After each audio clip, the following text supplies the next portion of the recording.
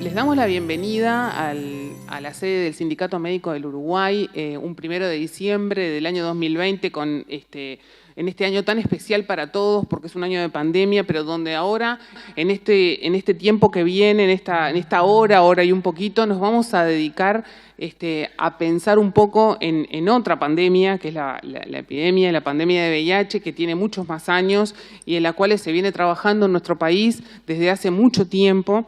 Y les vamos a dar la bienvenida hoy, entonces, para presentarles un trabajo de investigación muy interesante que, sin más preámbulos, vamos a pasar a darle la palabra al sociólogo Juan José Meré de UNFPA para que nos haga una introducción sobre el trabajo y nos presente al resto de los invitados en la mesa de hoy, en este 1 de diciembre. Bueno, muchas gracias, Zaida, muchas gracias al Sindicato Médico del Uruguay, que nos recibe, como siempre nos ha recibido, en nombre de la Cátedra de Enfermedades Infectocontagiosas de la Facultad de Medicina, del Departamento de Sociología de la Facultad de Ciencias Sociales, de ONUCIDA y de UNFPA. Queremos agradecerles a todos y todas que nos están siguiendo y que van a poder asistir a una presentación de este estudio sobre la salud sexual y el riesgo de VIH de varones que tienen sexo con varones, que fue realizado en 2019 por estas organizaciones y en aquel momento con el apoyo del Ministerio de Salud Pública y el programa de VIH dirigido por la doctora Susana Cabrera. Y luego vamos a asistir a una serie de comentarios desde diferentes ángulos. Así que queremos agradecer a la socióloga Lucía Pérez del Departamento de Sociología, a la doctora Susana Cabrera de la Cátedra de Enfermedades Infectocontagiosas de Facultad de Medicina, a la doctora Clarisa Breso de ONUCIDA, que va a estar desde Buenos Aires, al licenciado Diego Sempol del Departamento de Ciencia Política de la Facultad de Ciencias Sociales y a la doctora Zaida Arteta, secretaria ejecutiva del Sindicato Médico, pero profesora de la Cátedra de Enfermedades Infectocontagiosas de Facultad de Medicina, que juntos vamos a tratar de dar un panorama.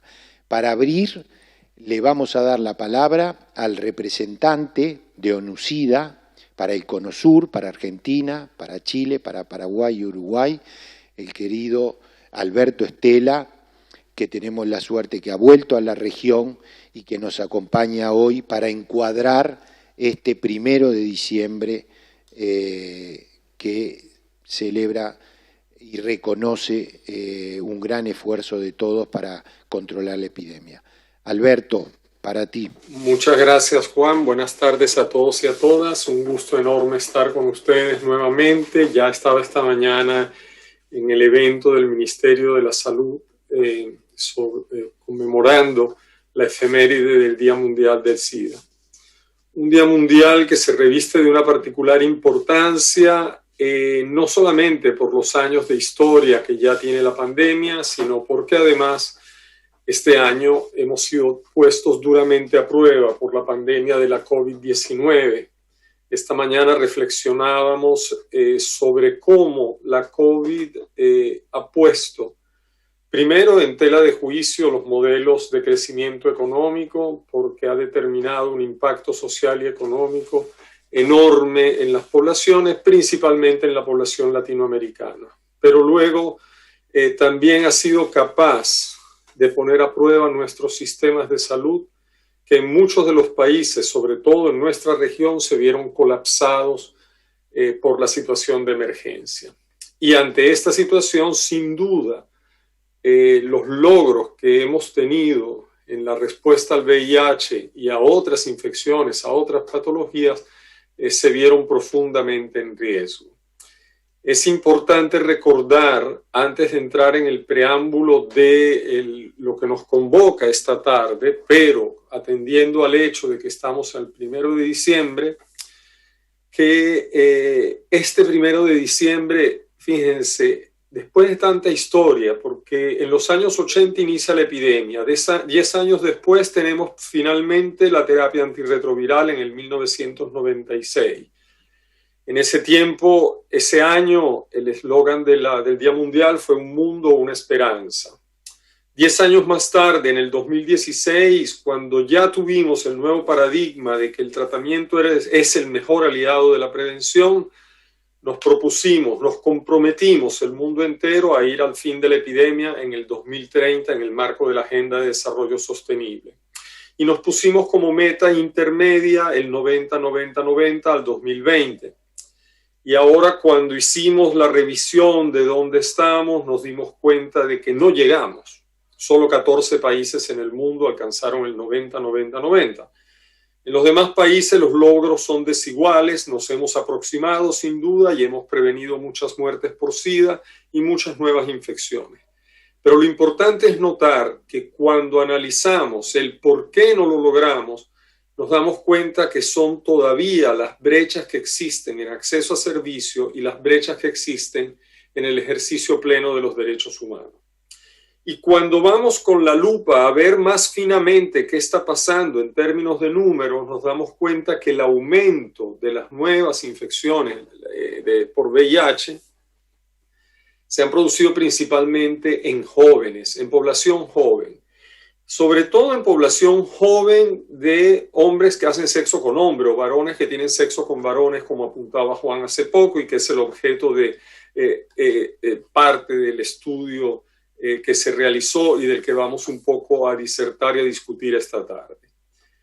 Esto nos pone frente a, sin duda alguna, a la necesidad de un análisis profundo, porque quiere decir entonces que esta población, llamada población clave, es realmente clave. Es clave epidemiológicamente porque en ella se concentra un número importante de infecciones y por tanto es estratégico trabajar en ella, entendiendo las barreras que enfrenta, entendiendo los factores sociales, económicos y políticos que determinan sus vulnerabilidades.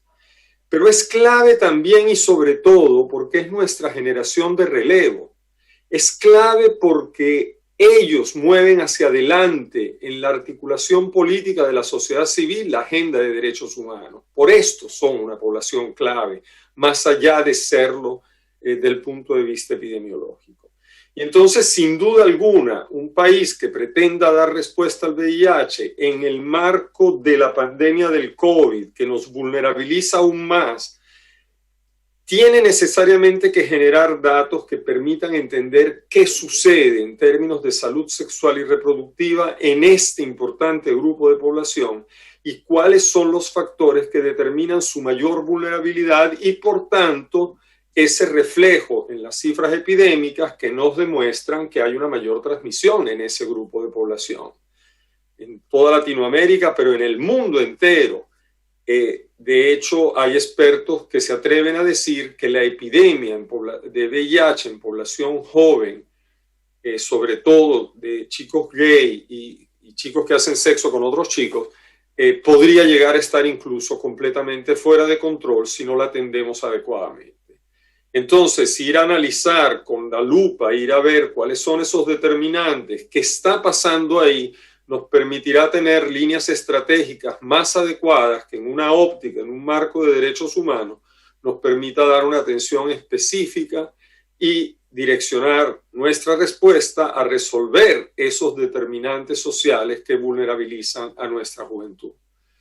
Agradezco, por tanto, muchísimo el trabajo realizado por el Ministerio de Salud, por las autoridades, por la academia, por el sistema de las Naciones Unidas a través del UNFPA con nosotros, siendo el UNFPA miembro del Programa Conjunto de las Naciones Unidas sobre VIH, de generar estas evidencias que nos permitirán seguramente una discusión estratégica, tomar decisiones adecuadas y en este marco entender qué hacer. Recordemos que el eslogan de este año del Día Mundial del SIDA es solidaridad mundial, responsabilidad compartida. ese movimiento solidario que generó esa articulación de sociedad civil en un proceso reivindicativo, hoy cobra mucho mayor significado, y por eso la necesidad de entender qué sucede en nuestras juventudes cuando enfrentan determinados factores de vulnerabilidad. Y ese compromiso, esa responsabilidad que es de los estados, que es de la sociedad, que es de las comunidades, y que ha permitido la respuesta a lo largo de tantos años, y que ahora nos llama a reforzarla, a reforzar esa responsabilidad compartida para proteger los logros que hasta ahora hemos alcanzado y enrumbarnos de manera decisiva al 95, 95, 95 en el 2030, que será entonces el control de la epidemia. Yo con esto les saludo y paso la palabra a quienes van a hacer la exposición. Seguramente será de mucho interés y permitirá, como decíamos, tomar decisiones estratégicas para este importante grupo de población. Muchísimas gracias. Muchas gracias, Alberto. Precisamente este es el gran desafío de este estudio multidisciplinario, brindar insumos estratégicos para el diseño de políticas públicas que sean más efectivas, más amigables, más empáticas con las personas, en este caso los varones que tienen sexo con varones o varones gays. Por lo tanto, simplemente para quienes nos están mirando, las presentaciones van a estar ordenadas de la siguiente manera. Lucía Pérez va a realizar una presentación del encare metodológico, que fue un gran desafío y del cual podemos aprender mucho. Voy a presentar seguidamente una descripción de la población y un breve análisis en clave de derechos, y la doctora Susana Cabrera le va a entrar al análisis profundo con varias presentaciones de asociaciones que nos traen muchas pistas para la prevención, para la atención, y abre a horizontes de prevención que estamos precisando. Lucía, ¿estamos? Bueno, gracias. Bueno, buenas tardes. Es un gusto estar aquí compartiendo esta mesa. De la misma manera que fue un gusto compartir este estudio y otras experiencias de trabajo. Y un poco la presentación que voy a hacer, se van a dar cuenta por qué estoy haciendo este planteo. No siempre se tiene la posibilidad de integrar equipos interdisciplinarios en un proceso de investigación, cual considero que es un elemento muy valioso, ¿no?, para cualquier práctica de investigador o investigadora. Y además no siempre está este margen o esta gestión del riesgo posible en cuanto a cómo manejar las decisiones que se tienen que tomar para cumplir los objetivos, con un presupuesto acotado y con tiempos acotados también, que creo que eso... esa, de alguna manera, flexibilidad también del equipo que integró este proyecto permitió, bueno, sortear algunos de los desafíos que teníamos por delante. Así que la breve presentación que voy a hacer tiene que ver más que nada con la cocina, digamos, ¿no?, con el backstage así más metodológico. Y después, en relación con los datos, bueno, Juan y Susana podrán profundizar un poco más. Pero básicamente lo que nos tocó como equipo, me tocó coordinar la parte de la investigación desde la Facultad de Ciencias Sociales, el Departamento de Sociología, el área de Sociología de la Sexualidad, que bueno, que ya teníamos una experiencia de trabajo en conjunto con UNFPA, también con el Ministerio en ese momento y con la Cátedra de Enfermedades Infecciosas también, que de alguna forma nos permite, bueno, generar un conocimiento acumulado que es parte de los aprendizajes de este trabajo. Entonces, bueno, como ustedes ven ahí, simplemente repasar los objetivos, en general, bueno, profundizar el conocimiento de la pandemia y demás, pero básicamente la presentación va a versar sobre el cuarto objetivo específico, que tiene que ver con esto de las herramientas y los enfoques novedosos en la investigación en salud sexual y reproductiva en general, y en este caso dirigidas a población gay y varones que tienen sexo con otros varones.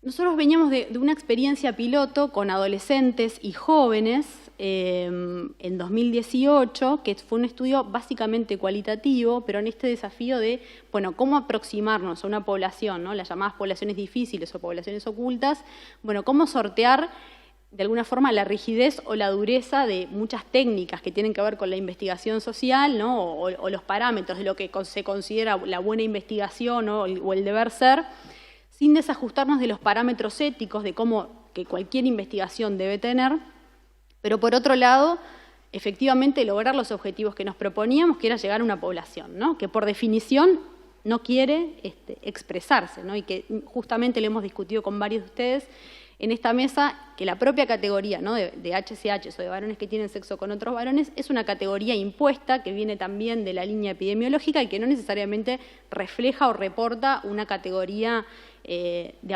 autopercepción, ¿no? De reconocimiento. Entonces ahí teníamos, bueno, principalmente ese desafío.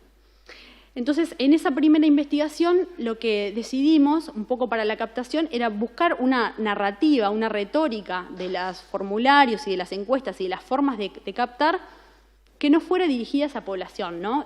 Directamente, ¿no? Esa cuestión autoimpuesta. Bueno, varones HCH, ¿no? Si yo no me reconozco en esa categoría, difícilmente me sienta convocada a responder.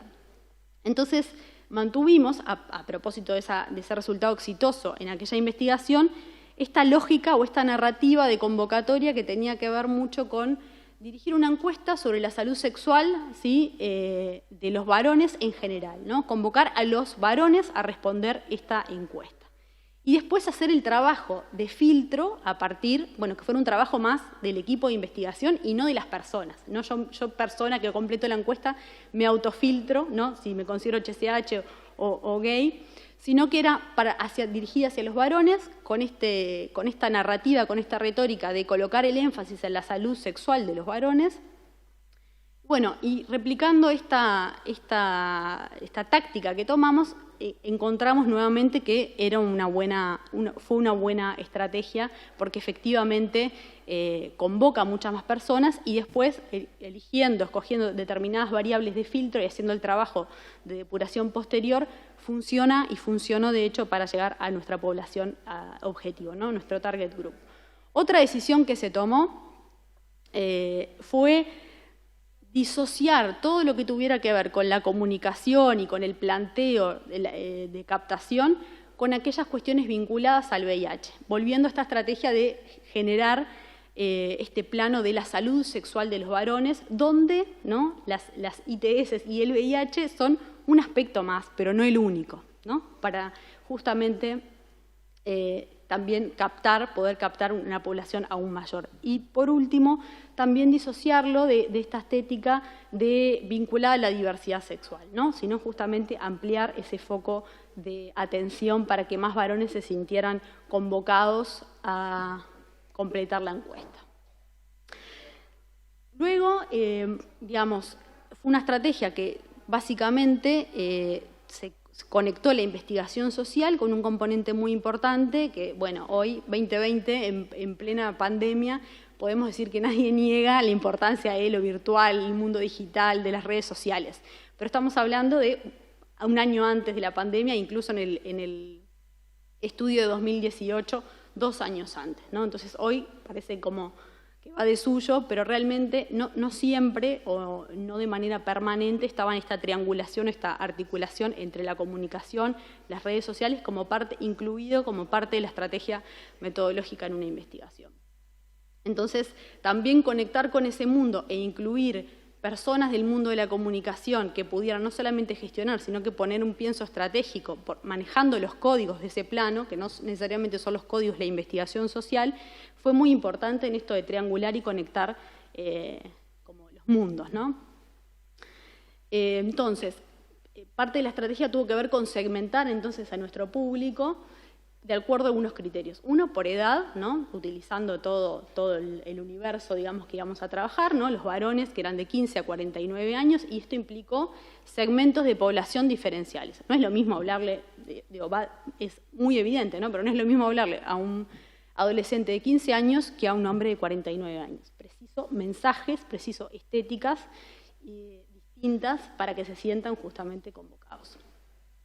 Otro elemento u otro eje de trabajo fue la sensibilidad hacia el tema, ¿no? Ahí nosotros estábamos identificando grupos distintos. Primero habíamos tomado una decisión estratégica de convocar a todos los varones, ¿no?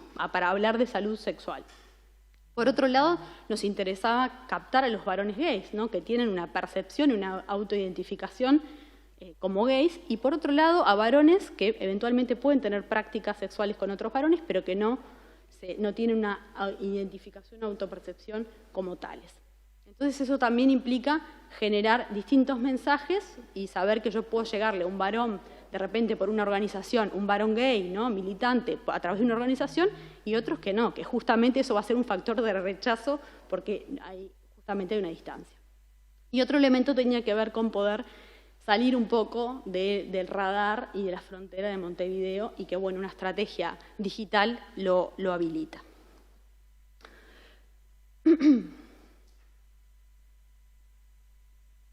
Entonces, ¿cuáles fueron los canales utilizados? Esto fue otro punto de discusión en las reuniones preparatorias, porque, bueno, estábamos sentados en una mesa, Ministerio de Salud, el Fondo de Población, la Facultad de Ciencias Sociales, Facultad de Medicina, y el propulsor que iba a tirar del carro de esta investigación era el Ministerio de Salud.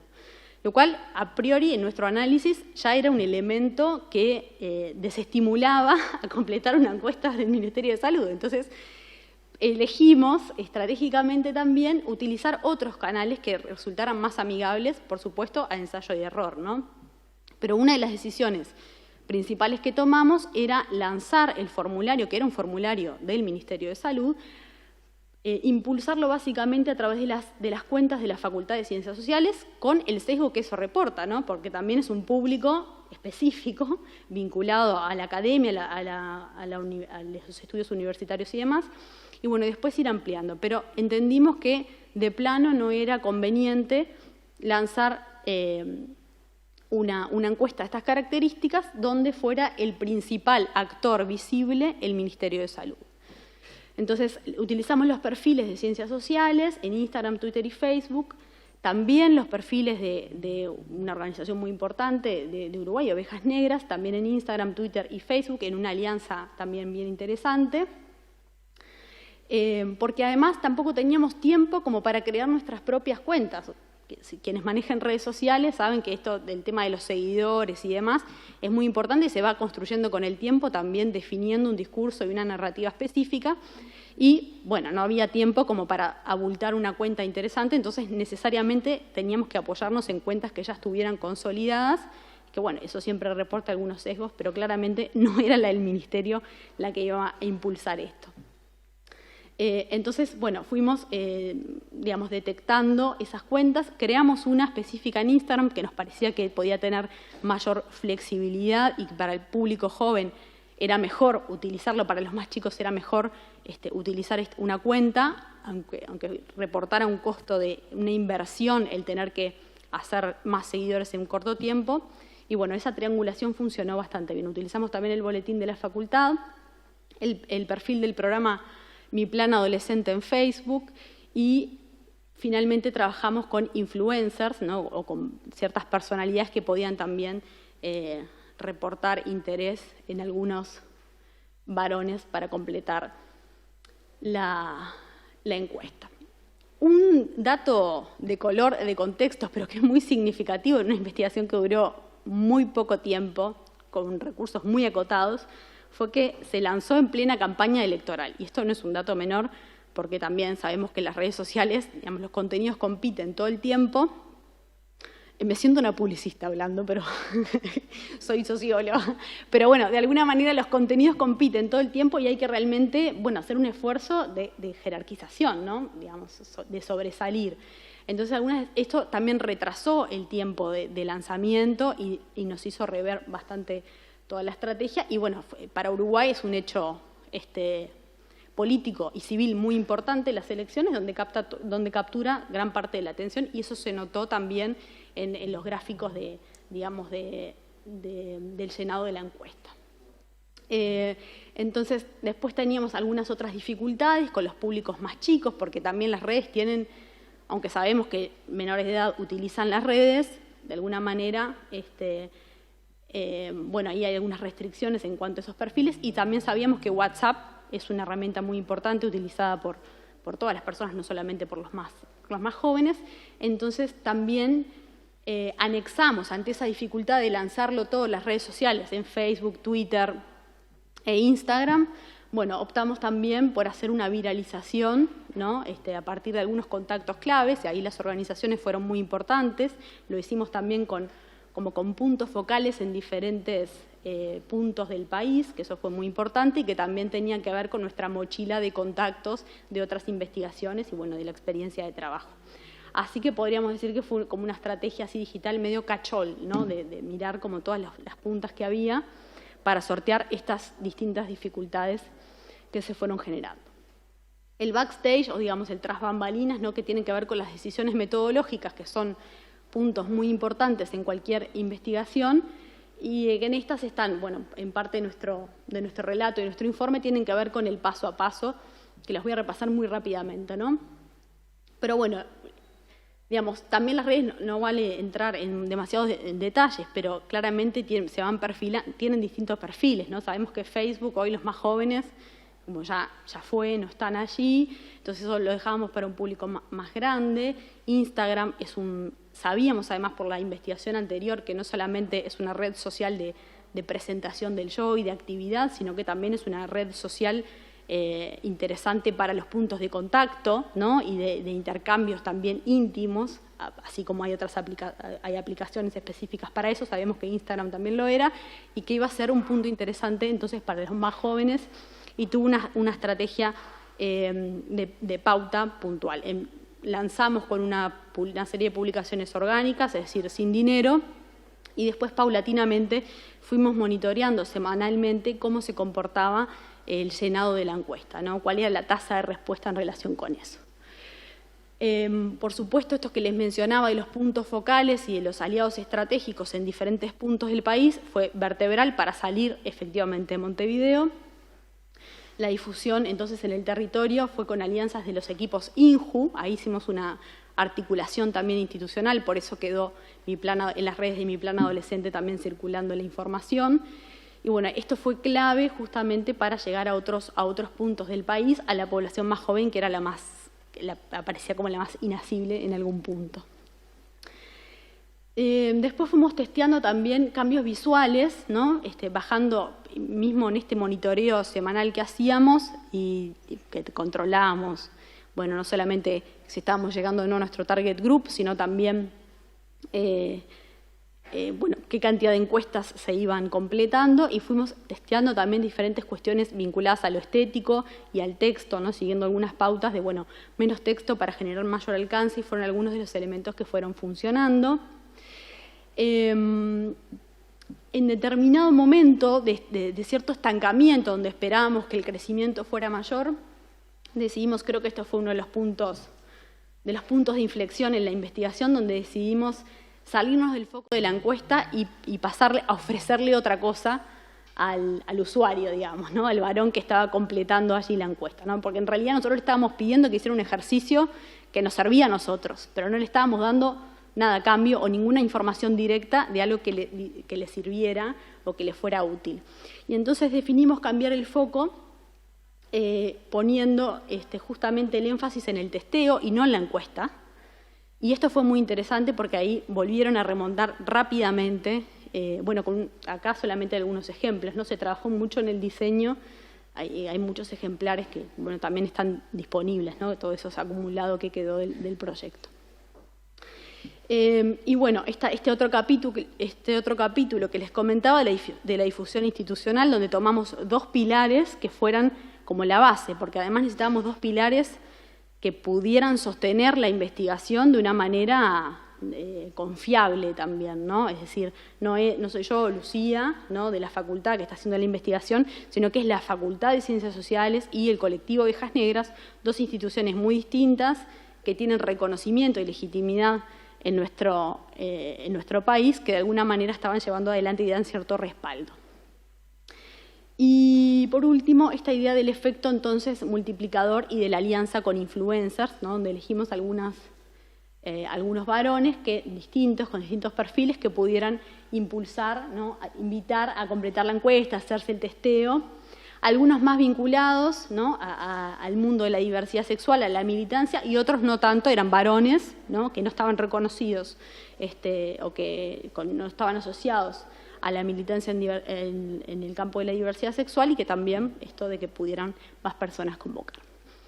Y bueno, en el tramo final hicimos como un refuerzo, entonces reforzamos allí cuando digo reforzar, hicimos una inyección de dinero también en esas pautas para que terminar el último tramo de la encuesta. Susana les va a comentar y Juan les van a comentar más sobre los resultados, pero la encuesta efectivamente estuvo subida 2 meses, ¿no? El trabajo lo hicimos en 3, llevó más tiempo de diseño, pero que estuvimos en campo, digamos, trabajando, reuniéndonos, fueron 2 meses. Llegamos a 3.019 personas, completaron la encuesta.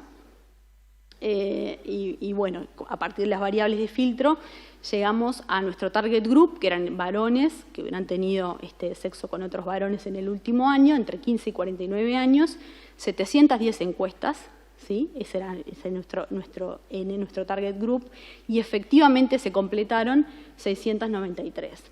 En realidad, para el tiempo, no voy a dar los números de la inversión, digamos, del proyecto, pero realmente fue un monto muy acotado, lo cual demuestra ser también una estrategia muy eficiente y en términos económicos. Capaz que hubiese sido mayor también, con más tiempo y un poco más de posibilidad de inversión, pero considerando todos estos factores y el ensayo de error también de la estrategia, fue más que interesante.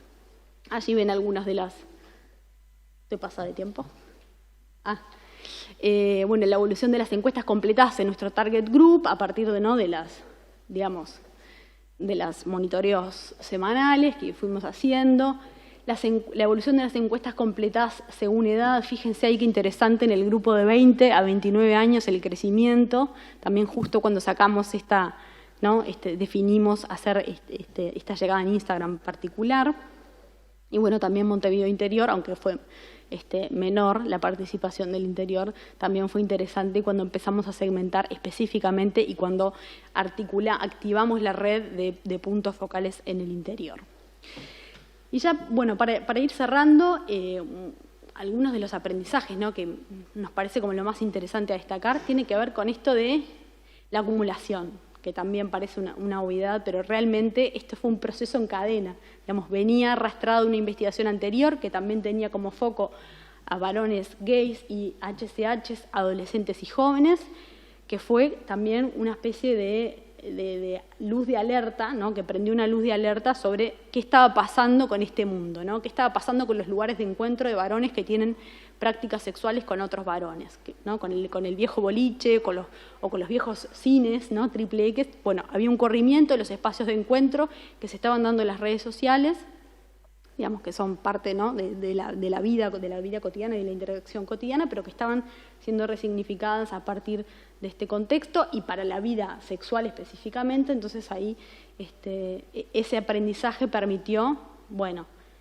encaminar o diseñar, nutrió mucho el diseño de esta estrategia. Bueno, demostró ser adecuada y exitosa para el propósito, en tanto llegamos en el tiempo que teníamos a un número interesante. Después también miramos los datos en relación a la encuesta LAMIS y más o menos el N con más tiempo, con más recursos y todo había sido el mismo, o sea que eso también es un buen parámetro para decir que íbamos bien de alguna forma. Y bueno, estas decisiones que fuimos tomando, ¿no?, fue un monitoreo realmente semanal, se reunía todo el equipo, mirábamos todos los datos básicos y efectivamente fue una estrategia que se diseñó a medida para acceder a una población difícil y oculta.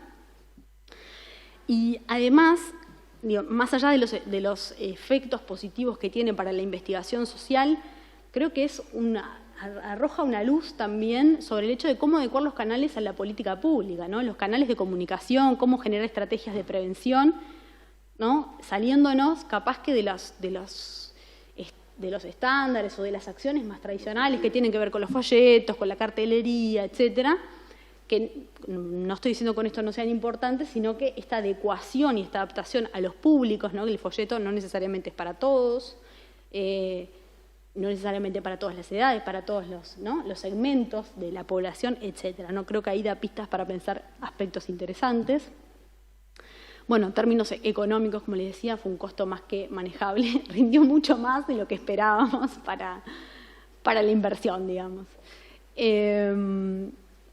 Y bueno, fundamentalmente esto de poder pensar en la flexibilidad que requiere, y esto ya desde un punto de vista más académico, de la flexibilidad que requiere cada diseño de investigación y cómo debe también adaptarse, hacer un ejercicio de adaptación narrativo que no necesariamente tiene que ver, lo que yo voy a investigar es la forma en la que lo voy a comunicar, ¿no? Nosotros íbamos a investigar varones de 15 a 49 años, gays y HCHs, sin embargo la encuesta era una encuesta a varones, ¿no? Sobre salud sexual a varones. Entonces, hay esos esfuerzos narrativos y comunicacionales deben hacerse todo el tiempo y no van en detrimento de la investigación, ¿no? Porque no tiene el mismo título que tiene mi investigación, ¿no? Sino todo lo contrario. Así que bueno, eso. Muchas gracias. Bueno, muchas gracias, Lucía, realmente espectacular. Quisimos dar un énfasis, todos los autores y los participantes, a este encare metodológico porque realmente trae muchos aprendizajes y como muy bien decía Lucía, era antes del COVID. O sea que 2 años antes ya se habían puesto en marcha varias cuestiones, aprendiendo también de lo que pasa en Europa, con varias encuestas multicéntricas, lo que pasa con la encuesta LAMIS. Entonces, como que quisimos tener un aprendizaje local. Bueno, simplemente voy a tratar, sí, en 10 minutos, tratar de hacer un breve panorama. No me quiero extender porque lo más interesante va a venir con los resultados duros y con los aportes de las y los comentaristas. Simplemente decirles que, la encuesta captó una población mayoritariamente de jóvenes adultos, lo vamos a ver, entre 20 y 29 años era el segmento mayor, se sentían mayoritariamente, se reconocían como gays y un 20% se reconocía en la categoría de bisexuales. Básicamente montevideanos, educados, un perfil de nivel educativo mayor que el de la población en general, trabajando, estudiando o trabajando y estudiando. Entonces teníamos un perfil, digamos, determinado y tenía un segmento, casi un 25-30%, que eran del interior. Aquellos que nos contestaron hablaban que tenían poca participación en actividades de información o trabajo en organizaciones de la sociedad civil, pero les podemos decir, como lo va a traer Susana, que quienes participaron aprovecharon y tuvo esa participación un impacto medible y constatable. En general han comenzado su vida sexual a los 17 años en promedio, bueno, la mayoría con varones y más o menos un cuarto con mujeres, pero luego con varones en una edad un poco más tardía. Solamente la mitad usó un condón.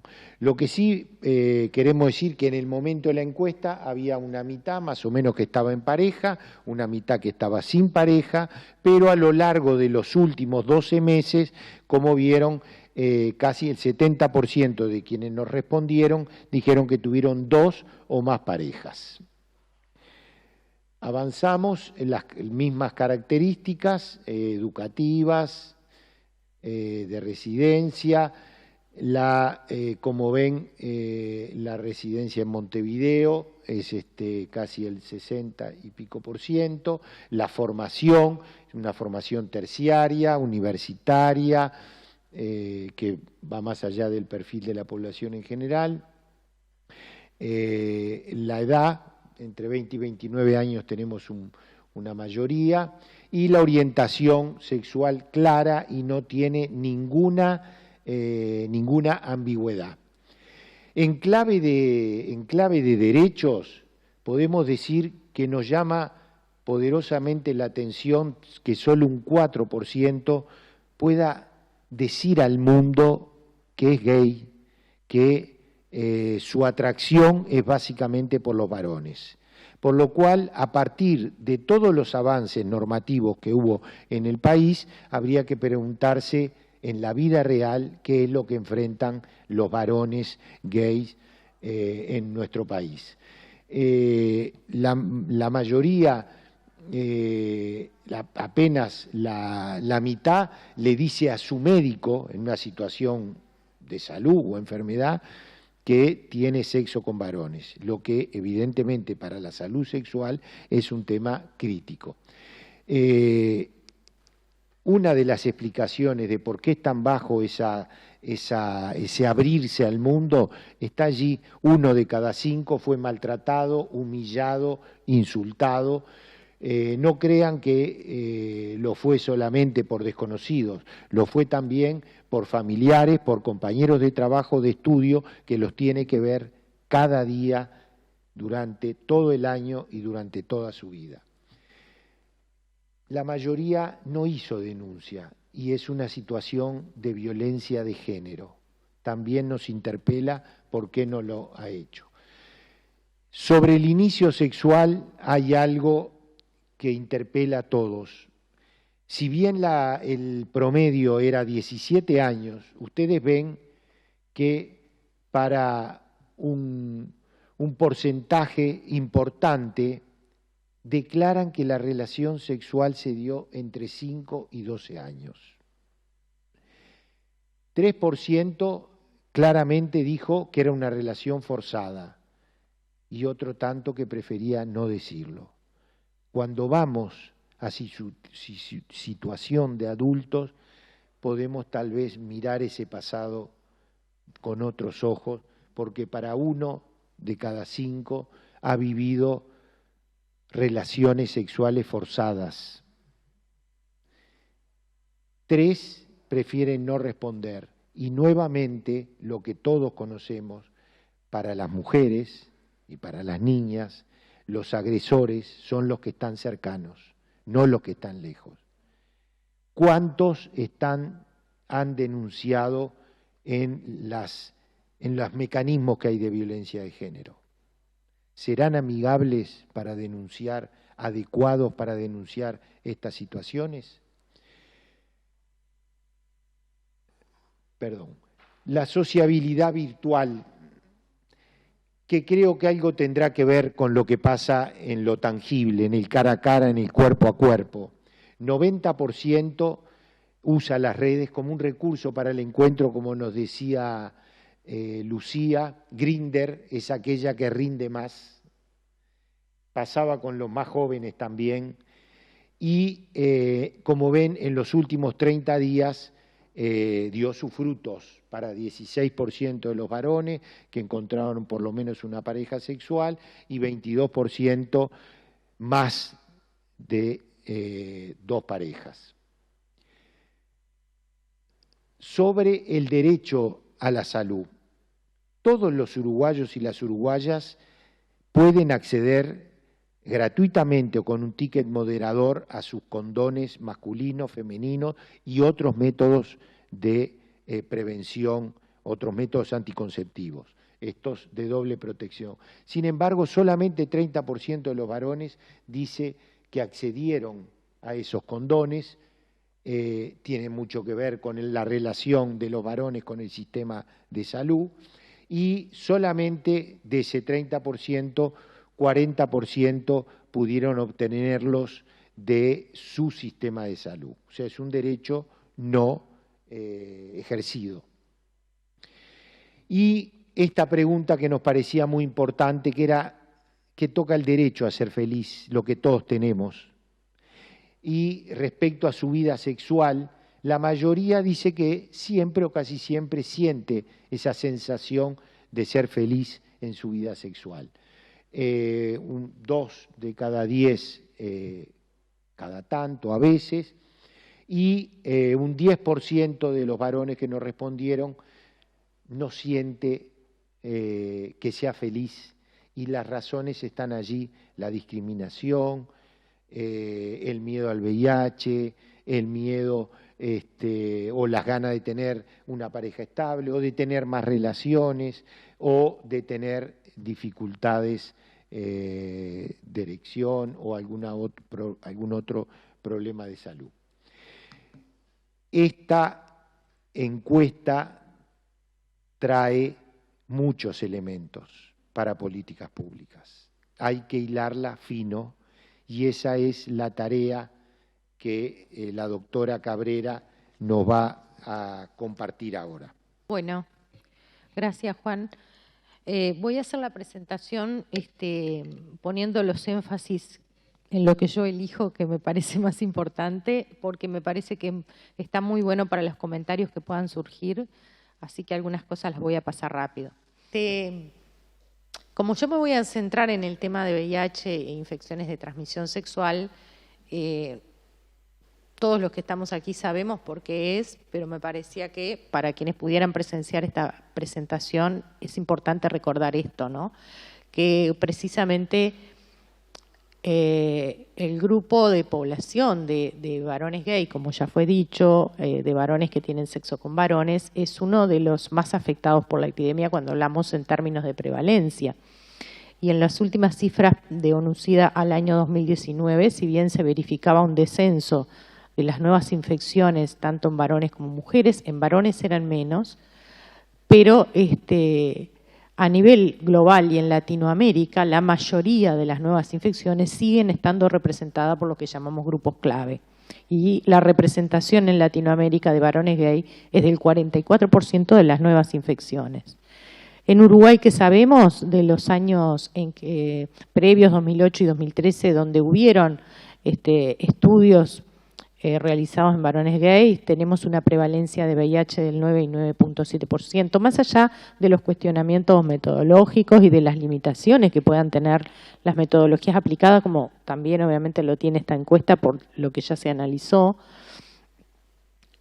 Nos propusimos este objetivo, voy a pasar esto porque ya se dijo, y nada más que para tener en cuenta cómo fue el flujo, o sea, esas 3.019 personas fueron quienes entraron a la encuesta y completaron la parte inicial de la encuesta, que tenía una serie de preguntas, que ahora voy a mostrar algún resultado, eran poquitas, 5 o 6 preguntas, y a partir de allí se realizó la selección de nuestra población objetivo, ¿no? Y de allí quedaron los 710 varones que finalmente completaron la encuesta, 693. De esa primera parte de la encuesta, esto que es interesante cuando comparamos varones HCH versus varones no HCH, que estaba incluido por aquellos que solo habían tenido relaciones sexuales con mujeres o que alguna vez habían tenido con varones, pero no en el último año, que era un criterio para seguir la encuesta.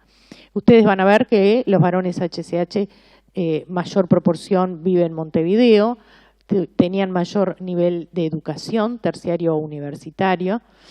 Se habían hecho el test de VIH alguna vez en la vida, una proporción significativamente mayor los HCH, y en el último año también. Digo, porque eso va marcando algunas diferencias de la población. En cuanto al clásico indicador de ONUCIDA de conocimientos, que en realidad es para realizarse en personas jóvenes entre 15 y 24 años, igual nosotros lo aplicamos acá con las 5 preguntas claves que me parece que son un poco antiguas y que hay que actualizarlas, pero que igualmente sirven para mostrar que hay un alto nivel de conocimiento. Ustedes vean, no hay diferencias significativas por los grupos de edad. Cuando tomamos individualmente las preguntas, excepto en esta de que se responde en menor proporción, menos del 80% de manera correcta, que es el tema de reducir el riesgo de transmisión manteniendo relaciones sexuales con una única pareja no infectada, pero en el resto hay un alto nivel de conocimiento, pero sin embargo, cuando tomamos el índice compuesto, todas correctas, ese nivel llega a 60%. El otro indicador es el de uso de condón en la última relación sexual anal. Nosotros acá hicimos las preguntas de si se usa siempre, casi siempre, a veces, casi nunca o nunca, ustedes ven allí, pero luego nos centramos en este indicador y vean que 57.2% refirieron el uso de condón en la última relación sexual anal con otro varón, y si esa relación era con una pareja estable, nos llevaba al 30%, mientras que si era con una pareja ocasional, casi 73%. Pero me parece súper interesante porque esto es un insumo para pensar la prevención y que hay que dar un pasito más en prevención e incorporar innovaciones en prevención, es este dato. Ustedes recuerdan, 98% conocen que el uso del condón es para la prevención del VIH. Y ustedes vean la evolución que han habido en las distintas encuestas en nuestro país a lo largo de los años. Pasamos de un 46 a un 67, 68% y descendimos en este grupo al menos a un 57%. Siempre insisto, esto no es generalizable, pero las encuestas previas tampoco. Son encuestas de 300 y pico personas, cara a cara, realizadas básicamente en Montevideo y con una metodología que tampoco nos permite generalizar los resultados, pero sí quizás compararnos. Cuando vimos las variables asociadas al condón, no me quiero detener en esto, porque si bien es muy rico para analizar, el hecho de identificarse como gay estuvo menos asociado al uso de condón, en la orientación sexual, el tener pareja estable, mayor uso de condón en quienes además hicieron el test en los últimos 12 meses, usaron las redes sociales o conoce lo que es la PrEP, la profilaxis preexposición. El otro indicador sumamente interesante, sabiendo el rol que tiene en la prevención, es la prueba de VIH y nuevamente ustedes vean la comparación, pero acá, por suerte, tenemos, me parece que cada vez más la población ha ido incorporando la prueba de VIH en su vida cotidiana y ustedes véanlo en el último año. Y esto también seguramente demuestra una mayor accesibilidad. Aún así sabemos todos los problemas que tenemos de accesibilidad y en una población que puede identificarse como más vulnerable, el 65% en el último año es insuficiente. Y la accesibilidad, los que conocemos la realidad de nuestro país, tiene sus restricciones y limitaciones, si no, no se explicaría que hay cientos de personas allá afuera haciendo cola para venirse a hacer el test de VIH el 1 de diciembre al SMU, ¿no? Si pudiera ser tan accesible en su servicio de salud. ¿Me pasan? Ahí. Las variables asociadas al test, solamente las nombro, ustedes ahí ven las gráficas, participación en actividades de formación, condón en la última relación sexual, el tener pareja estable, menos proporción de test. Bueno, el uso del condón en la relación. De nuevo, el uso de redes sociales, recuerdan, se asoció al uso de condón y también a la realización del test. Las redes sociales en esto creo que sin duda, como decía Lucía, cumplen un rol fundamental. La anterior, ¿cómo hago para ir? Perdón por la torpeza, pero si recibió condón gratis, si conoce la profilaxis post-exposición, si conoce la PrEP, en aquellos que reconocían que la influencia del consumo de alcohol en el uso del condón, una influencia negativa, y aquellas que declaraban tener relaciones sexuales asociadas al consumo de sustancias. En todas estas personas que seguramente se reconocían en mayor riesgo, también la proporción de uso de condón fue mayor.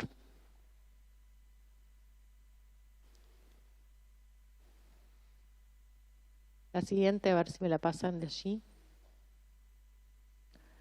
También investigamos otras cosas porque nos interesaban varios aspectos de la salud sexual y vacunas que son para la prevención de infecciones de transmisión sexual es una de ellas. Ustedes vean que la vacuna de la hepatitis B apenas y es una vacuna de muchos años, supera el 50% de los varones gays que habían recibido la vacuna. El no es el azul y el desconoce es el otro. La vacuna de hepatitis A menos, y ni que hablar de la del HPV, pero sin embargo en la del HPV lo que disminuye es el se desconoce. O sea, hay mayor promoción seguramente de la vacuna del HPV, pero solo el 8% ha logrado recibir la vacuna. Claramente igual no todos tendrían la indicación por el rango etario, y además es una vacuna de más reciente implementación en nuestro país. La siguiente.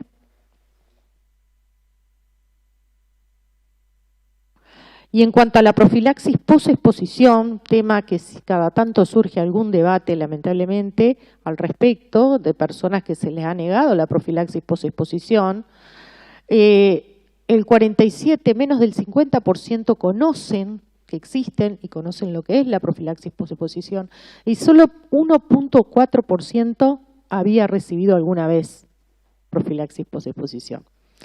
No mostramos aquí, pero el promedio de relaciones sexuales, de parejas sexuales en el último año, del no uso de condón con parejas diferentes, uno pensaría que tendrían que haber sido muchos más los que hubieran recibido profilaxis posexposición. En cuanto a la PrEP, hay un nivel de conocimiento incluso mayor, de casi un 55%, pero solo 0.7%, todavía no es una política pública, si bien hay prestadores que la brindan, habían recibido o estaban recibiendo PrEP, o sea, poquísimos, 10, menos de 10. Al 40.3% respondió que le interesaría recibir PrEP. Y nosotros tomamos solamente 2 de los criterios que teníamos allí medidos con bastante objetividad para ver si eran personas elegibles para PrEP, que es el haber tenido más de una pareja sexual, relaciones sexuales sin uso de preservativos en el último año, o haber tenido una ITS en el último año, y lo que nos da es que casi el 44% de la población es elegible para PrEP. Y por último, puse prevalencia entre comillas, esto no es, me agarra un estadístico, me mata, no es prevalencia, es una aproximación, es una proporción de personas positivas en una muestra que no es probabilística, ¿verdad? Pero de todas maneras, el valor es un valor que más o menos se repite en la región, que muestra un aumento sobre las encuestas anteriores de casi un 11%, y eso es lo que nos hace pensar, y lo anterior, que claramente la idea de este final o el propósito final de este estudio es esto, ¿no? Conocer un poco más y repensar la prevención en clave de prevención combinada, que es lo que todos hablamos. Nosotros tenemos obviamente grandes avances en el pilar de lo que es lo estructural, por lo menos en el marco legislativo. Después, como decía Juan, puede ser que no haya en la implementación eso no se vea tan reflejado, pero a mí personalmente, que desde el área salud, lo que nos toca es innovar y dar un paso más en lo que es las herramientas biomédicas de prevención. Y para cerrar esta frase, la copié de una presentación y contacté al autor de la presentación para que me dijera si era de él, me dijo que la copió de otra, así que le puse entre comillas, pero me pareció bien interesante. Ninguna intervención preventiva en sí misma es suficiente para disminuir el número de nuevas infecciones, y por lo tanto el mejor método es el elegido por el individuo. ¿Entre qué? Entre las diferentes posibilidades que podría atender tanto las necesidades sexuales como de protección, y ofertadas por los servicios de salud con bases en evidencia. O sea, y allí es donde tenemos que ser un poco más creativos y más proactivos en incluir estas herramientas de prevención que sin duda van a, por lo menos a un 40% de la población que fue encuestada, seguramente le vendría muy bien. Y esto solo para anunciar que en la próxima semana, además, en la próxima semana o en 2 semanas vamos a tener disponible la guía de profilaxis preexposición que la cátedra ha elaborado con apoyo de ONUCIDA y de OPS. Así que bueno, muchas gracias. Espero que dé tiempo para comentarios. Bueno, muchas gracias, Susana. Vamos a tener este orden, una mirada, unos comentarios de la doctora Saida Arteta, unos comentarios de Diego Sempol y unos comentarios de Clarisa Breso, y si todavía anda Alberto por ahí, seguramente podrá cerrar estos comentarios. Lo primero que quería decirles es que este trabajo muestra esto, ¿no? Cómo podemos pensar en clave de prevención y en clave de prevención pensar más allá de lo que podemos prevenir con el condón. O sea, utilizar, como decía Susana, todas las herramientas que están a nuestro alcance. Esta investigación muestra con una cierta contundencia, porque, bueno, hemos visto como la validez, ¿no?, en la población de estudio, cómo muchas personas desconocen que deberían vacunarse o que sería una buena estrategia para prevenir infecciones, vacunarse contra hepatitis A, contra hepatitis B, contra HPV. Las personas desconocen las otras herramientas de prevención o incluso si las conocen, no las conocen a través del sistema de salud. Entonces, una de los comentarios que yo quería primero resaltar es que para poder ampliar las herramientas de prevención en el terreno, con las personas, para mí hay como dos estrategias que se han venido trabajando, pero que todavía nos falta mucho. Uno es la relación empática dentro del equipo de salud con las diversidades de las personas en el más amplio sentido de la palabra diversidades, ¿no? Realmente, en general, no diría en heteronormatividad, pero la normatividad es lo que se establece por regla en general en la práctica clínica y en los equipos de salud. Entonces es muy difícil colocarse como en una relación empática en cualquier otro tipo de situación, y eso es una barrera que la hemos vivido, percibido, la vemos, y nos falta muchísimo para poder derribar esa barrera. Entonces, la primera es con los equipos de salud seguir trabajando y redoblando, porque en realidad muchas de estas cosas existen en las guías nacionales de forma escrita desde hace tiempo, existen en las guías de la OMS. O sea, no estamos descubriendo una cosa novedosa en el sentido de herramientas de prevención, pero nos cuesta llevarlas al terreno. Y la barrera ahí es como poder establecer una relación empática con las diversidades, establecer a la sexualidad como una esfera de la vida, que eso en la medicina, por eso es la profesión, bueno, que puedo decir, no existe, independientemente de cuál sea la orientación y la práctica, sin importar eso. En realidad, en general, no existe dentro de la salud, de lo que uno considera la salud de la persona. Eso como primera herramienta. Y la segunda herramienta, que yo creo que no hay otro camino que intentar empoderar a las personas, o sea, a los varones, que son quizás quienes pueden utilizar estas herramientas, así como las mujeres se empoderaron de todos los métodos anticonceptivos, ¿no?, desde hace muchos años ya.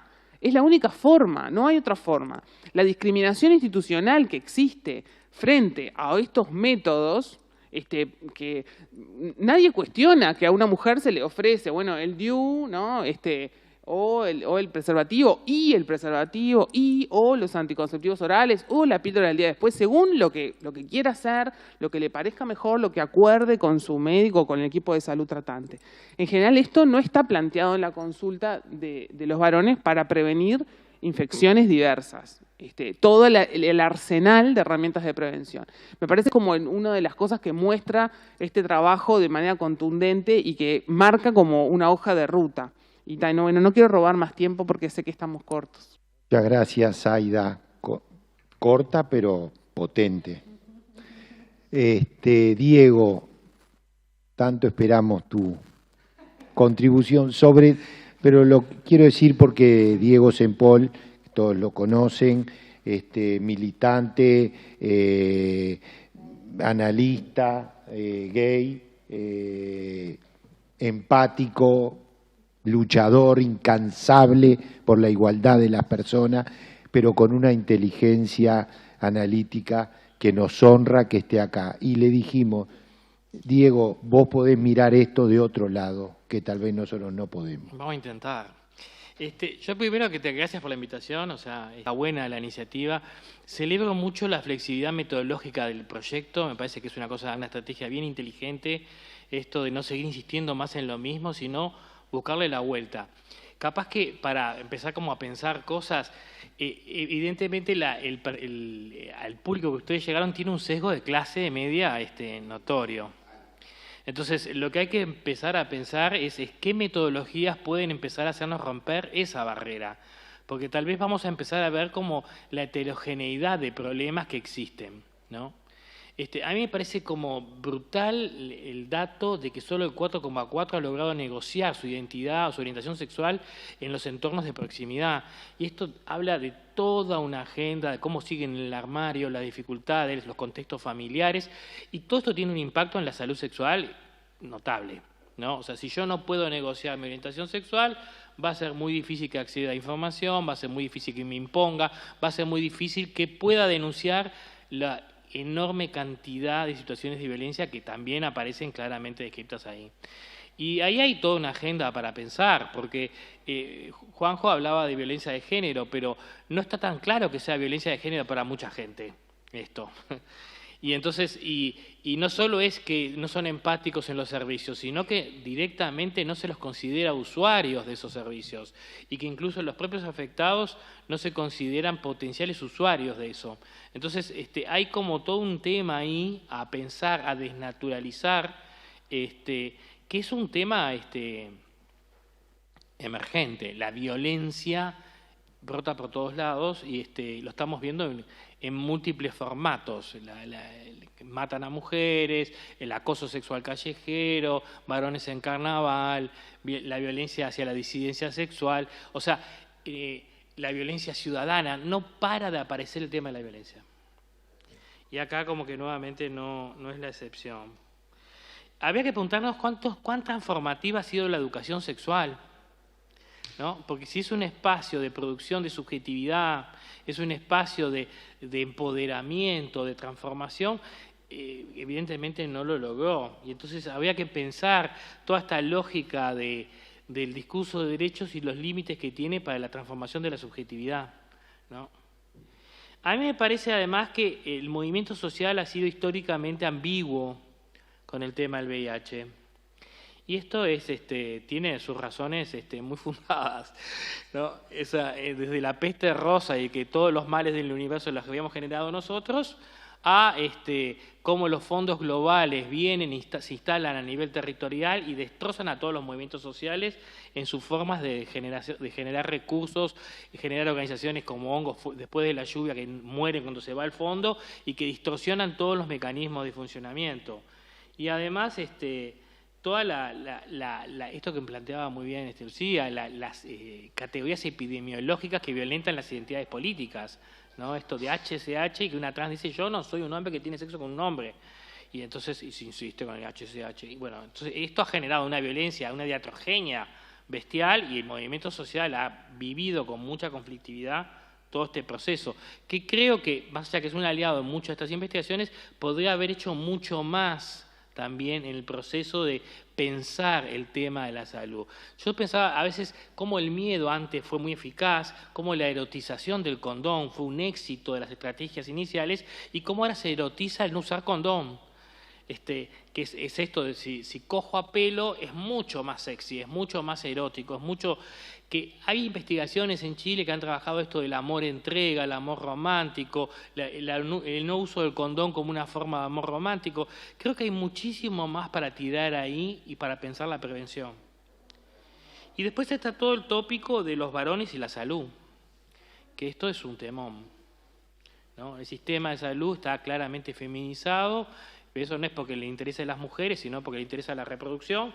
Entonces las captura en función de esto y es completamente nada amigable en general con el varón por cuestiones de mandatos de masculinidad y por cómo funciona.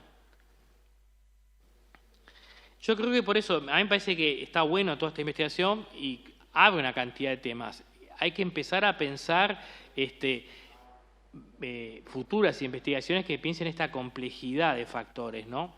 Esto del interior y que hay cosas tan concretas como que la gente no se hace el test porque no hay confidencialidad. Voy, me dicen que me hago el test, me da positivo, se entera todo el pueblo. Entonces, o sea, hay una cantidad de factores contextuales que me parece que merecen ser trabajados con mucho más detenimiento, pero me parece muy buena esta idea de volver flexible la propuesta y de pensar la prevención en forma integral. Esto que vos planteabas, Susana, que me parece muy, muy inteligente, es que el usuario pueda ver entre la variedad de menú, de ofertas posibles, cuál es la más se ajusta a la persona, empezar a generar trajes a medida, y esto funciona en todos los niveles, en el uso problemático de drogas, en los derechos sexuales, en los derechos reproductivos en general. Muchas gracias, Diego. En un rendimiento impresionante, en pocos minutos, toda la batería de observaciones. Clarisa Breso, te vemos y te escuchamos. Bueno, muchas gracias. Gracias, Juan. Bueno, buenas tardes. Gracias por la invitación. Un placer poder compartir con ustedes a la distancia, como hemos trabajado prácticamente todo el año. Pero la verdad que un gusto poder estar nuevamente con ustedes, poder ver a Susana, después también de haber compartido tanto trabajo juntos cuando estaba en el programa, a Lucía, con quien hemos compartido también mucho de lo que fue este estudio, esta investigación, y por supuesto con Juan, con quien venimos trabajando en forma articulada desde hace bastante tiempo, y espero podamos seguir haciéndolo mucho tiempo más. Un placer compartir esta mesa. Felicitarlos por las presentaciones y por las intervenciones. Yo voy a ser breve para no ser la culpable de pasarnos con el horario, porque a los últimos nos pasan estas cosas. Yo querría sumar, no sumar mucho más a lo que ya respecto de los estudios mencionaron ustedes, Lucía, Juan, Susana, sino que quisiera agregar y destacar el valor agregado que significó en el marco de esta investigación que el hecho de que se realizara en el marco de una estrategia de cooperación sur-sur, donde además del Ministerio de Salud, donde estuvieron participando el Programa Nacional de SIDA, el Programa de SIDA, el de Adolescencia, Salud Sexual y Reproductiva, también se involucraron las cancillerías, y lo hablo en plural porque como fue una estrategia de cooperación sur-sur, estuvieron involucrados tanto Uruguay como Argentina. Este estudio que presentó al inicio Lucía se hizo en Uruguay y también se hizo en Argentina. Fue un estudio en espejo, como siempre dice Juan, es decir, se hizo el mismo estudio y casi en el mismo momento. En Argentina tardó un poco más por cuestiones logísticas, de coordinación, también acá se hizo a nivel de las provincias, bueno, tardó más tiempo en hacerse, pero fue el mismo estudio, con el mismo objetivo, con la misma metodología, prácticamente en un periodo similar, y por eso fue importante poder hacerlo en el marco de logramos poder hacerlo en el marco de una estrategia de cooperación sur-sur, donde resultó de gran interés para las cancillerías y para los ministerios de salud, que se involucraron muy fuertemente, y eso permitió que los equipos de trabajo a nivel ministerial, de Naciones Unidas, los equipos técnicos, pudiéramos, bueno, en aquel momento se viajaba todavía, pero pudiéramos intercambiar presencialmente experiencias, tanto al inicio, cuando fue la parte más metodológica, como cuando fue la parte de resultados también, y eso le dio un valor agregado muy importante porque permitió ir haciendo ajustes durante el desarrollo de la investigación, y también las lecciones aprendidas que cada uno de los equipos pudo aportar también fue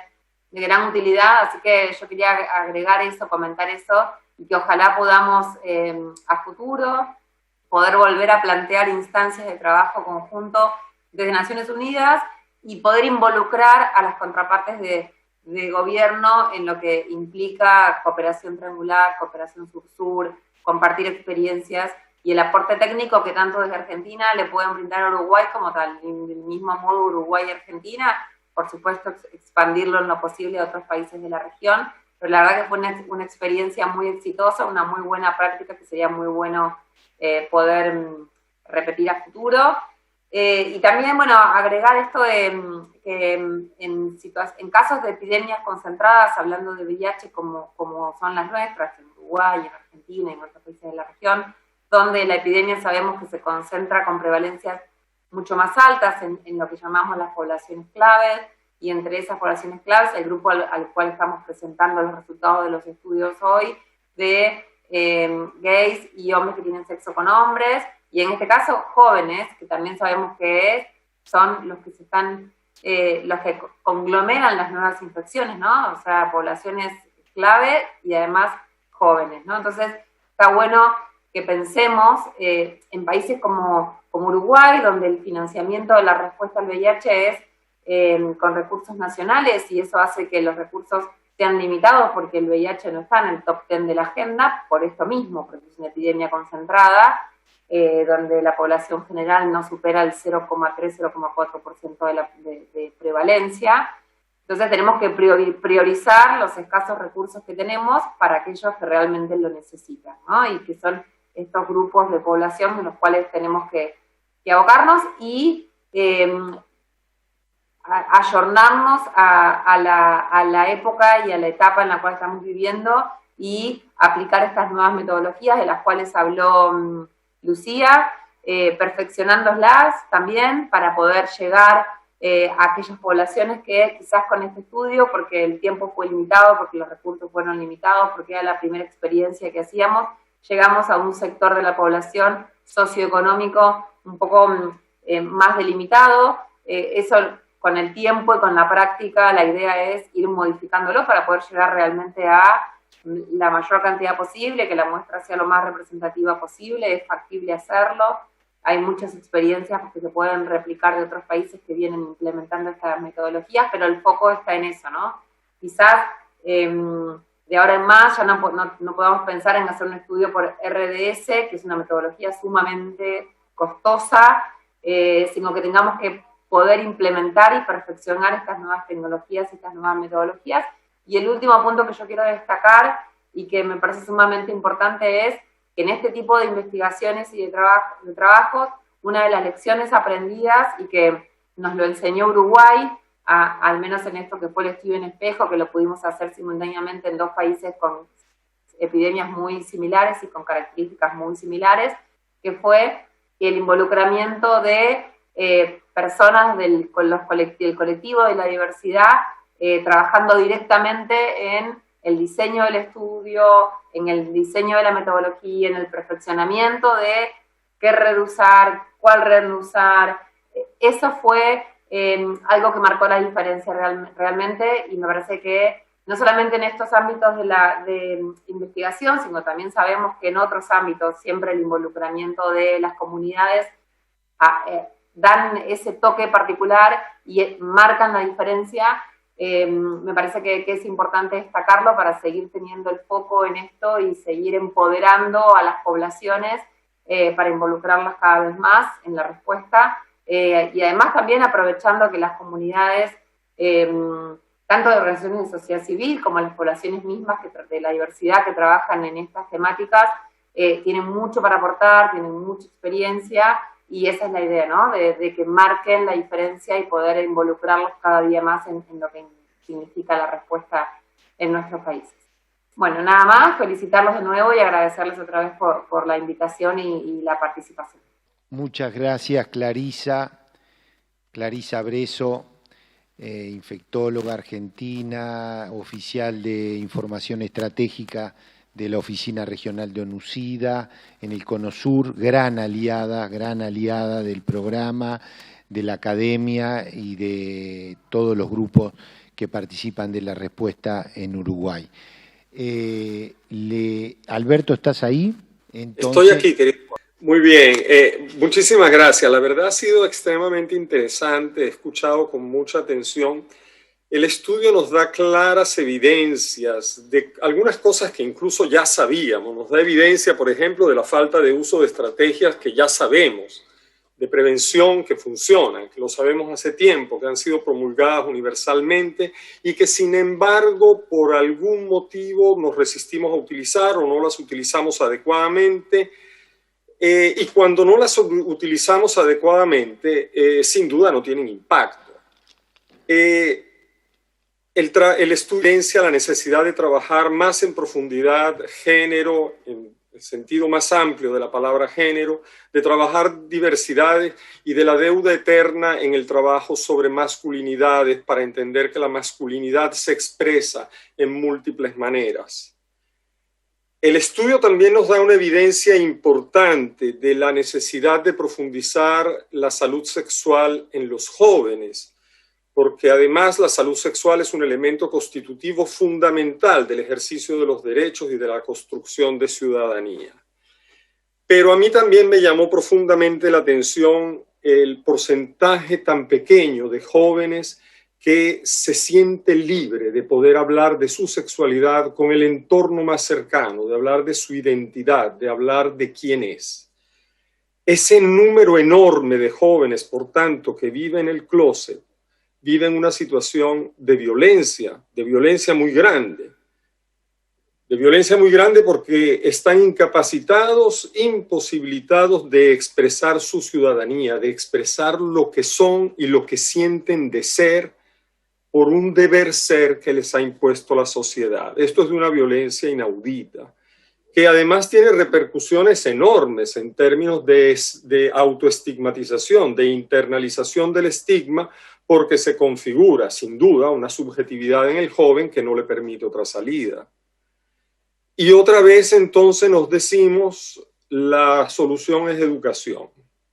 Y obviamente no puede no venirnos a la mente que en el lejano 2008 en México, en la conferencia latinoamericana sobre VIH, los ministros de Educación y Salud firmaron una declaración conjunta para hacer realidad la educación sexual integral en las escuelas, y lo firmaron prácticamente todos los ministros de la región. Evidentemente no entendieron que la declaración esa no era el fin en sí mismo, era apenas el inicio de un proceso estratégico que tenía que ser implementado a nivel de los países. Si eso lo hubiéramos hecho en aquel momento, y lo digo con mucho dolor porque es una oportunidad perdida, hoy ni siquiera hablaríamos de educación sexual porque el término nos resultaría extremadamente reductivo. Entenderíamos que se trata de formación ciudadana y que debería ser el eje curricular más importante, óigase bien, de las instituciones de educación. Porque matemáticas, biología me da nociones importantísimas para mi formación profesional. Pero imaginemos una cátedra donde el joven, la joven tiene oportunidad de analizarse, de entender sus pasiones. ¿Qué me mueve? Porque a mí me mueven mis pasiones. Es en mis pasiones donde yo pongo el deseo, y el deseo es la fuerza de vida.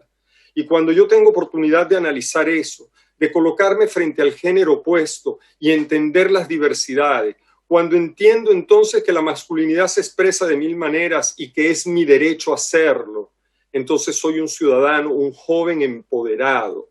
Y ese joven empoderado, sin duda, tiene una perspectiva de equidad de género, de diversidad y, por ende, de derechos humanos. No es de extrañarse que hoy en día se erotiza la relación sexual sin preservativo, la relación a pelo. Yo creo, me atrevo casi a decirlo, pero sería interesante hacer un estudio para ir a ver la simbología de esto, que es probablemente la respuesta a la medicalización del condón. El condón está profundamente medicalizado. En nuestros países el condón gratuito se distribuye en los centros de salud. Ahora que alguien me explique ¿qué va a hacer un joven saludable que tiene ganas de hacer sexo a un centro de salud? No va a hacer nada. No tiene, por tanto, acceso al condón, que lo termina viendo como algo medicalizado que casi requiere de una receta médica. Es evidente que esa erotización de la relación sexual podría tratarse de un clamor interno de reivindicar el derecho al placer, el derecho a una sexualidad no medicalizada y que se expresa como yo quiero que se exprese, como yo siento en mi interior, de acuerdo a mi pulsión, a mi deseo, a mi pasión, que tiene que expresarse y sin que ello tenga que ser objeto de un juicio de valor por parte de la sociedad, sobre todo de las personas más allegadas. Perdimos décadas de oportunidad en ese proceso educativo, en esa materia que debería ser el eje fundamental del currículum. Y una vez más, un estudio nos los pone claramente con evidencia sobre la mesa. Nos queda hacernos la pregunta, ok, ¿qué hacer ahora? Tenemos estas evidencias. ¿Cómo redactarlas de manera amigable para que el tomador de decisión la vea y entienda el desafío que tiene adelante si queremos realmente proteger a esa generación de relevo, de nuevos líderes que van a conducir a la sociedad en el futuro? ¿Cómo hacer que estas evidencias, esto que estamos aquí analizando y discutiendo, llegue al tomador de decisión de manera fácil, digerible, e invitándolo entonces a tomar decisiones estratégicas que nos permita ir recuperando los años perdidos y que nos permita entonces trabajar en cada una de estas cosas que hemos evidenciado para que entonces el joven pueda vivir una sexualidad segura, responsable, placentera, pero que la viva como un derecho, que exprese su orientación sexual como él desee expresarla y que quien decida vivir en el closet lo haga porque se siente cómodo en su closet y no porque ha sido encerrado en él por no tener otra alternativa, porque el juicio de valor va a pesar casi como una condena. Cuando el tomador de decisiones comience a ejercer en ese sentido y a estrategizar estas decisiones, entonces nuestro estudio pasará a ser algo que tiene un impacto social definitivo y determinante para la juventud. Y ese es el trabajo que tenemos ahora. Ahora tenemos la evidencia, ahora pensemos, seamos creativos, seamos innovadores y veamos cómo damos un paso adelante para que estas cosas de alguna manera sean objeto de discusión, pero ya para la toma de decisiones estratégicas de los sectores del Estado a quienes compete tomar esas decisiones. Me refiero a salud, me refiero a educación, me refiero a protección social, me refiero a recuperar esos años perdidos, me refiero a provocar, a ser provocadores realmente y a oponernos con fuerza cuando es necesario hacerlo, porque recordemos, la epidemia del VIH nos lo demuestra. La reivindicación de derechos es un proceso arduo, difícil, los derechos van gritados, van exigidos, y cuando es necesario hay que desobedecer, porque fue gracias a los desobedientes que la humanidad avanzó, abrazando herejías liberadoras que nos permitieron desechar dogmas. Y entonces tenemos que apuntar a eso nuevamente. Tenemos que apuntar a eso y formar a esa juventud capaz de ponerse en discusión a sí misma, capaz de reivindicar el derecho a ser, a existir, a ser genuinamente lo que siente el ser humano de ser.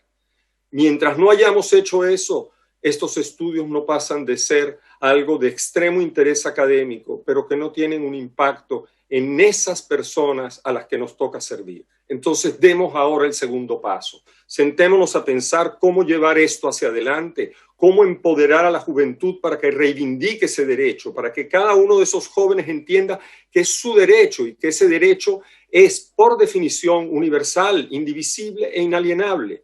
Y cómo hacer para que el político de turno, para que la autoridad de turno tome decisiones adecuadas para políticas de Estado que nos permitan avanzar en la dirección que sabemos que es la justa. Yo les agradezco muchísimo porque este estudio nos despierta de nuevo el ánimo, el entusiasmo, las ganas de hacer algo y nos da la evidencia para hacerlo. Entonces ahora la invitación es esa, sentémonos a ver cómo hacemos para que este estudio tenga el impacto social que todos los que estamos acá queremos que tenga. Muchas gracias. Palabras. Queda grabado, ¿no? Porque lo tengo que escuchar todo de nuevo.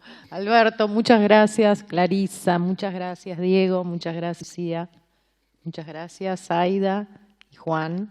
No da para más comentarios, creo que sí, quizás para otras reuniones posteriores y poder seguir desgranando los hallazgos y más en un mano a mano quizás, más reuniones de trabajo porque hay mucha información. Acá segmentamos y de alguna manera jerarquizamos lo que pensamos por nuestros criterios que era lo oportuno y además en el marco del Día Mundial del SIDA. Gracias al SMU por dejarnos el espacio también y a la anfitriona por recibirnos y formar parte además de las comentaristas.